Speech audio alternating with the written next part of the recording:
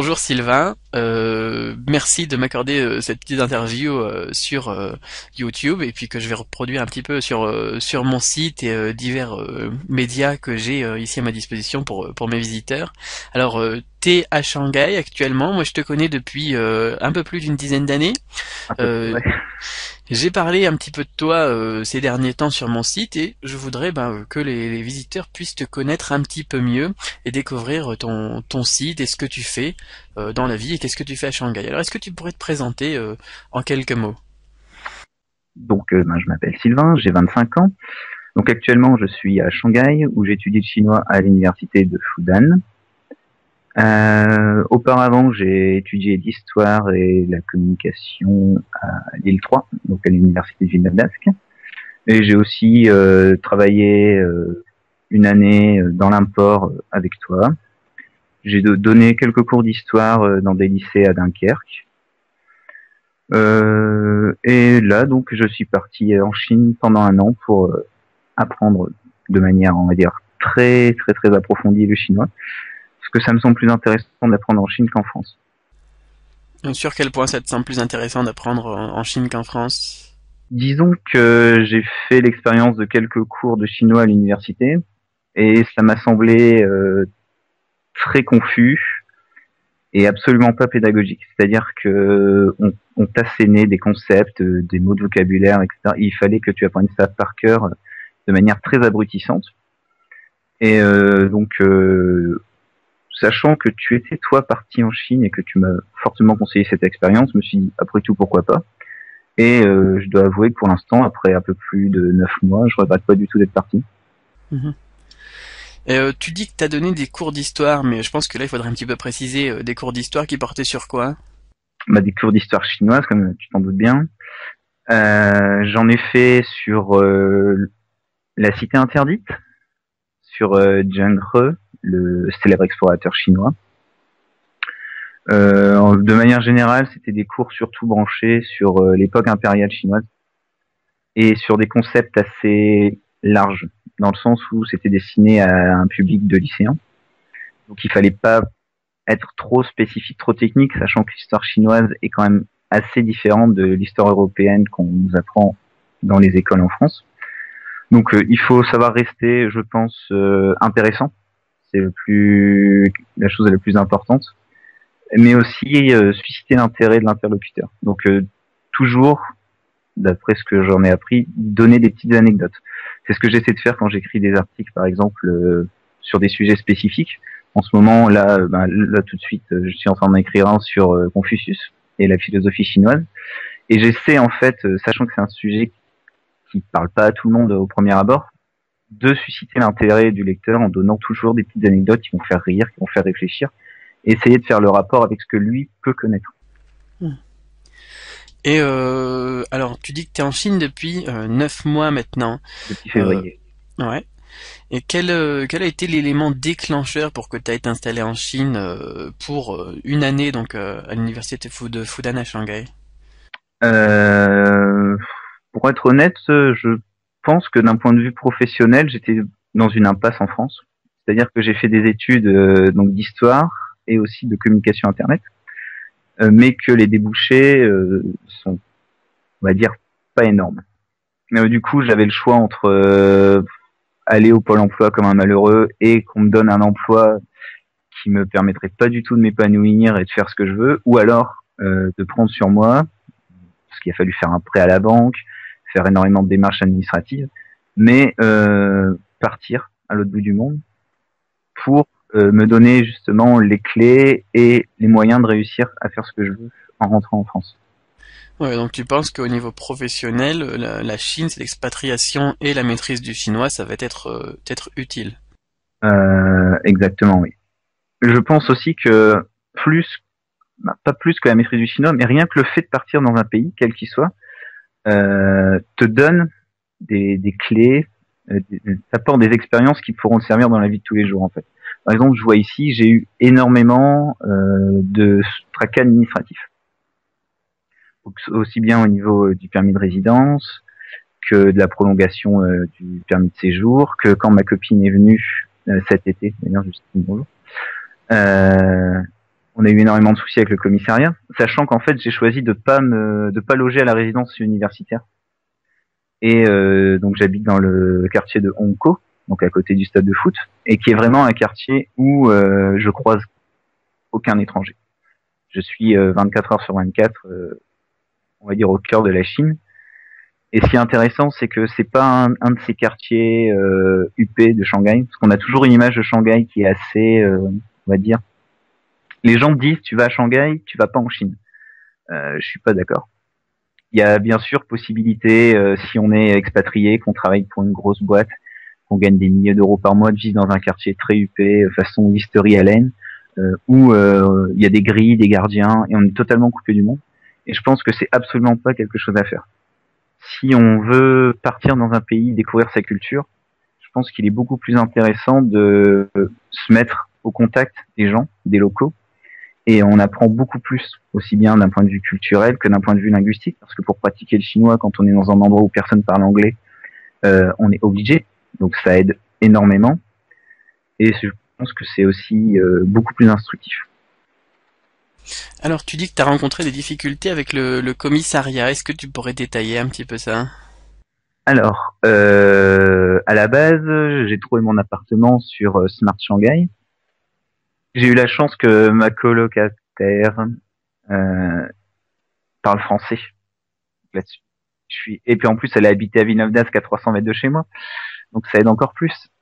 Mais en fait, elle, à la base, elle n'a pas signé de contrat avec le propriétaire. Donc premier point, pour avoir le titre de comment dire, l'attestation qui prouve qu'on habite bien à cet endroit-là de Shanghai, il faut un contrat avec le propriétaire. Du coup, il a fallu contacter le propriétaire qui était, la semaine où je suis arrivé, en vacances. Ce qui a impliqué une semaine de retard. Donc, ce qui a impliqué que tous les jours, le policier de référence de la résidence venait. Ouais, gna gna gna gna gna. Ensuite, il a fallu aller au commissariat avec ce contrat et remplir pendant 1 heure des papiers, un formulaire, etc. Bien entendu, personne au commissariat ne parlait anglais. Je venais d'arriver, à part bonjour, au revoir. Je parlais pas grand chose. Donc du coup, encore une fois, ma coloc est venue m'aider. Mais je pense que pour quelqu'un qui tomberait dans un quartier comme celui-là, sans aucun contact, ça devrait être encore plus difficile. Moi, je me suis vraiment reposé sur Ting, qui est ma colocataire. Et je leur remercie beaucoup parce que sinon j'aurais eu encore plus de problèmes. Et qu'est-ce qu'il y aurait d'autre comme difficulté qu'un étranger peut rencontrer dans la Chine comme ça, qui arrive pour apprendre le chinois ou pour s'installer en expatriation en Chine? Des problèmes. Bah, des problèmes, il y en a toujours en fait. Ça peut être donc de l'administratif de base. Ça peut être juste des problèmes pour se faire comprendre par ses interlocuteurs. Par exemple, imaginons quelque chose de tout bête, malade. La première semaine où on arrive, imaginons qu'il y a une trop grande différence de température entre notre pays et la Chine, bim, on tombe malade. Comment est-ce que tu veux être capable d'expliquer à la pharmacienne que tu as la gorge irritée et que tes yeux te piquent? Voilà. C'est pas une expérience vécue, mais c'est vraiment une des choses qui me faisait peur au début, c'était de tomber malade, ou par exemple de devoir aller chez le dentiste ou à l'hôpital.